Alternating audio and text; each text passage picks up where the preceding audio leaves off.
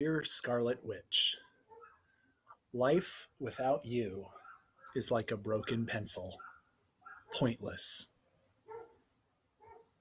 Do you have a map?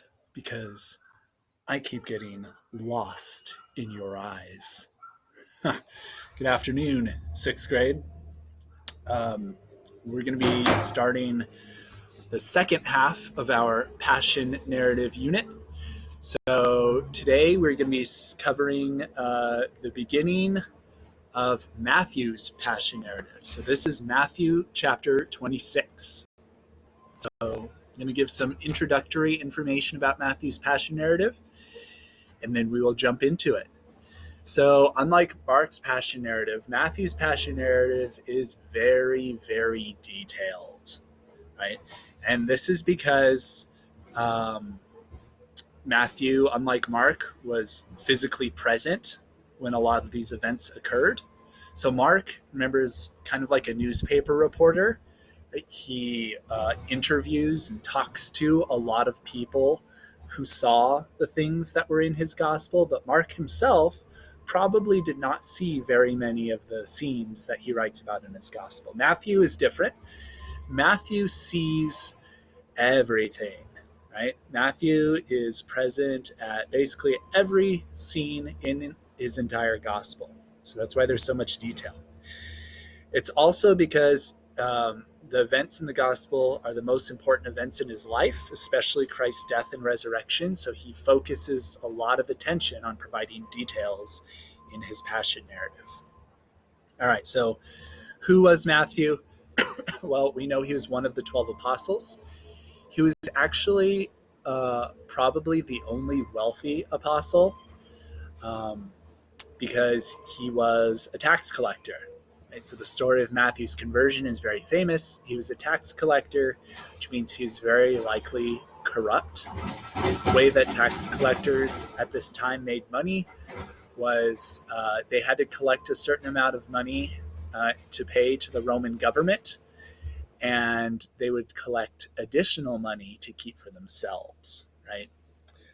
So Matthew was probably seen by a lot of the Jews at that time as a traitor because he was working for the Roman government. He was supporting them. And remember, the Roman government was oppressing the Jews at this time. And then, of course, he's taking extra money to keep for himself, right? So he's seen as like a greedy person, right? And then Jesus arrives and asks Matthew to follow him, and Matthew leaves everything and follows Jesus. So Matthew has a sudden, rapid conversion. Right? Okay, so because Matthew himself was saved from a life of sin by Jesus, we can see that in Matthew's passion narrative, he wants to emphasize more than anything else that Jesus' death, his blood that he shed on the cross, has saving power. All right, so how does Matthew begin his passion narrative? He describes the events leading up to Jesus' arrest and crucifixion. So he shows that there's the high priests who want to arrest Jesus in secret.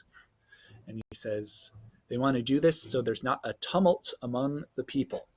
So why does Matthew include this detail about the high priests wanting to arrest Jesus? Well, basically what Matthew is saying is that it's mainly the Jewish leaders and not the Jewish people who wanted Jesus to die, right? The way Matthew portrays it, the Jewish people actually like Jesus very much. And even though many of them reject his teachings, they don't want him to die. It's actually like a conspiracy by the Jewish high priests to have him arrested, tried, and crucified. And why does he do this? Well, because Matthew himself is a Jew, and he is writing his gospel with his Jewish audience in mind. So he doesn't want to be offensive to Jewish people who are reading the gospel and didn't want Jesus to die, right? In Matthew's perspective, it's not really the crowds that want him dead, it's the leaders that want him dead. That's not to say that the Jewish people in general are innocent of Christ's blood, but it is to say that Matthew wants to focus making the Jewish leaders the villains of the story, not the Jewish people. Okay. We also have the scene with the woman pouring the expensive ointment over Jesus' head. And just like in the other Gospels, the disciples, the apostles, get very upset at this because they think it's a waste and that she could have sold the ointment and given the money to the poor. Jesus rebukes them and says it's good that she does this because it's preparing him for burial. And then it's at this moment that Judas decides to betray Jesus for 30 pieces of silver. All right. So the fact that Judas chooses this moment to betray Jesus shows that maybe part of the reason Judas wanted to betray Jesus was financial reasons. Right? So he gets 30 pieces of silver in exchange for betraying Jesus. And it seems like the thing that caused him to betray Jesus in the first place is what he saw as a financial scandal, right? The waste of this precious, expensive ointment, or what he thought was a waste, right? So he thought it was more important to spend money in the way that he thought rather than giving everything we have to glorify God, right?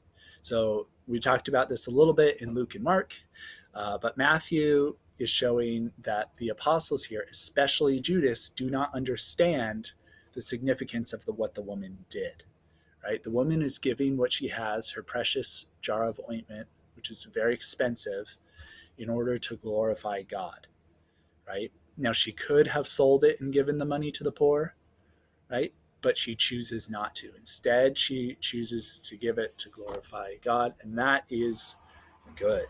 That's why she does that, right? So the fact that Judas chooses this moment to betray Jesus is not a coincidence. Judas doesn't get it, right? He thinks it's a waste of money that could be used for better things. And what does he betray Jesus for in the end? 30 pieces of silver. Money, money, money, money. All right. Matthew also, of course, has the narrative of institution. In it, he tells his apostles that when he suffers and dies, they are going to fall away from him, right? And then Peter rejects this, right? And Jesus turns to Peter and tells Peter, oh, Peter, you're going to fall away from me too. In fact, you are going to deny me 3 times before the morning, right? So a couple things I want to point out about the narrative of institution. Number one, unlike other parts of his passion narrative, the narrative of institution is very short and does not have a lot of details.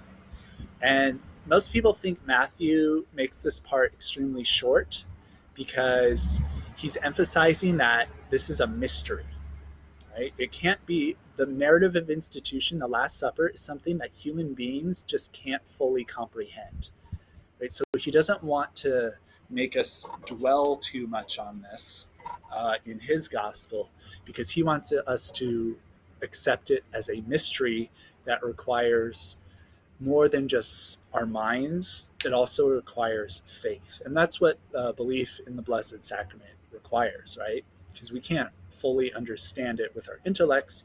We have to take some of it on faith. All right. Now, notice that Matthew says all of the apostles are going to fall away, right?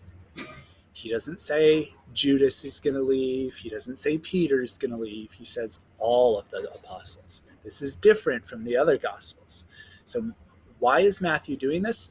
Because he's trying to shift blame away from Peter and onto all the 12 apostles, right? So Matthew's doing this out of respect for Peter. Matthew has a deep love and respect for Peter. Remember, Peter at this time is the leader of the church. He's the Pope. When Matthew's writing this gospel, he does not want people to think badly of Peter. This is probably the worst thing that Peter ever did when he denied Jesus 3 times, right? And Matthew is saying, well, yeah, what Peter did is bad, but we all did bad stuff too. So basically, he doesn't want people to think that Peter is like this really bad person because of what he did to Jesus. All right. and they all fall away from Christ because of their fear. Now, how do they fall away from Christ? Well, Matthew is referring to the fact that none of the apostles, except for John, were present at the cross when Jesus was crucified. Right? They were all hiding in the crowd at the time. They were watching, but they weren't actually supporting Jesus. They're hiding in the crowd. Also, after Jesus' crucifixion and resurrection, the apostles go into hiding, right? They don't proclaim the gospel. They don't say Jesus is risen, Jesus is risen. Nope, they go into hiding, and they wait until Pentecost when they are inspired by the Holy Spirit to proclaim that Jesus is risen. Quick note about why Jesus allows Peter to deny him, right? Jesus could have stopped Peter from denying him, but he didn't. Peter makes a mistake, right? Peter believes that his willpower, his determination is going to be enough to protect him from committing the sin of denying Jesus. Peter thinks, okay, I've been with Jesus for a really long time. I'm really strong in my faith in Jesus. I'm the leader of the apostles. I am never, ever, ever going to betray or deny Jesus. Right? Peter's mistake, though, is that he relies on himself, his willpower, his own personal strength, rather than on God's grace. Right? That is why Jesus allows Peter to commit this sin. Because our human willpower is too weak to overcome the power of Satan. Ever since Adam and Eve committed the sin at the foot of the tree, we have original sin that casts a shadow over our lives. And though we are forgiven of sin in baptism, the effects of original sin, or the remaining part of original sin, causes us to suffer temptation, and our willpower is not strong enough to overcome it. Right? But the power of God is always enough. Okay, I'm going to stop this video now because my neighbor is doing like construction or something right now, so it's kind of disturbing to me. So you guys can thank my neighbor for having a shorter video than normal.